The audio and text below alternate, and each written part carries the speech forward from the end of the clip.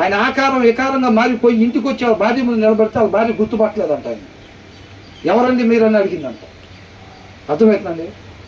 తన భర్త పరిస్థితి చూస్తే తట్టుకోలేక నేను నీకు దూరంగా ఉన్నాను, నేను కూడా వస్తానని చెప్తే తర్వాత అక్కడి నుంచి ఆమె కూడా ఆయనతో పాటు వెళ్తే అక్కడ ఒక వ్యాధి సోకి ఆమె అక్కడే మరణానికి గురి అయితే అక్కడే సమాధి చేసి మిగతా జీవితం అక్కడే పరిచయం చేశారు. ఆఫ్రికా వాళ్ళ కోసం ఆత్మలు రక్షింపబడాలి, వీళ్ళకి సత్యం తెలియదు అని చెప్పి అక్కడే పరిచర్య చేసి మోకరిచ్చి ప్రార్థించిన ఆయన అత్తాగే మరణానికి గురైపోయారు.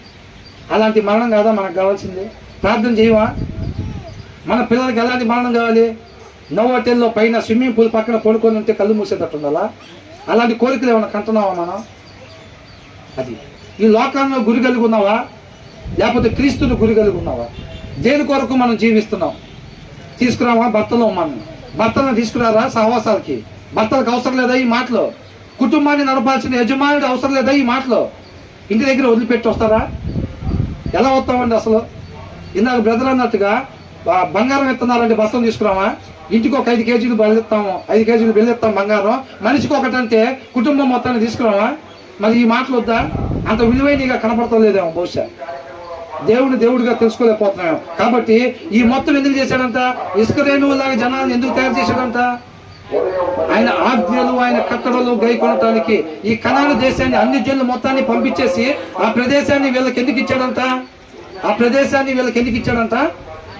ఆయన ఆజ్ఞలను ఆయన కట్టడలను గైకొనటానికి. ఆయన అసలు ఇదంతా బాగానే ఉంది. ఆయన ఆజ్ఞలు ఆయన కట్టడలు గైకొనటం వల్ల వీళ్ళకి వచ్చిన లాభం ఏంటి? ఆయన ఆజ్ఞలు ఆయన కట్టడలు గైకొనటం, ఆ మార్గం, ఆ గైకొనటం, ఆ జీవితం ఎక్కడికి తీసుకెళ్ళిద్దంట? అది మీరు పండు తిన్న స్వభావంలోంచి పండు తినక ముందున్న స్థితిలోనికి మిమ్మల్ని తీసుకెళ్లే దారి. అది మిమ్మల్ని ఆ దారిలోకి తీసుకెళ్లి నేను దింపాలనే దానికోసం మిమ్మల్ని ఇసుకరేణువులాగా నేను డెవలప్ చేస్తానని అబ్రహాం అనే ఒక వ్యక్తిని నేను సెలెక్ట్ చేసుకున్నా.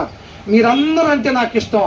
మీరందరూ పోగొట్టుకున్న స్థితిని మళ్ళా తెచ్చుకోవటం కోసం, దానికోసం నేను ఒక వ్యక్తిని పిలుచుకున్నాను తప్ప ఆయన మీద ఏదో పార్షియాలిటీ చూపించి కాదు. ఆ కొద్ది మంది ఉన్న ఇశ్రాయేలీయులు అంటే నాకు వాళ్ళ మీద మాత్రమే ఇష్టమైన వాళ్ళని పిలుచుకోలేదు.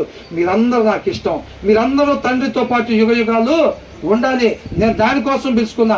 మోషే అహరోనుని నేను ఎన్నుకుంది మీకోసం, దావీదుని నేను ఎన్నుకుంది మీకోసం. మీరందరూ నాతో పాటు యుగయుగాలు ఉండాలి అని అంటున్నాడు. ఆయన ప్రేమని తెలియపరుస్తూ ఉన్నారు అన్నమాట. విధేయత చూపిస్తే ఆయనతో పాటు యుగాలు అబ్రహాం ఆశీర్వాదం, ఆయన ముఖ దర్శనం ఎల్లప్పుడూ చేసేవారు. అలాంటి గొప్ప భాగ్యం మనకి కలిగిద్ది. ఆయన ఆజ్ఞలు ఆయన కట్టడలు. ఇవాళ మనకేం చెబుతున్నాడు? ఆయన ఆజ్ఞలు ఆయన కట్టడాలంటే ఇవాళ మనకేంటి? ఆయన వాక్యాన్ని అనుసరించడం కోసం.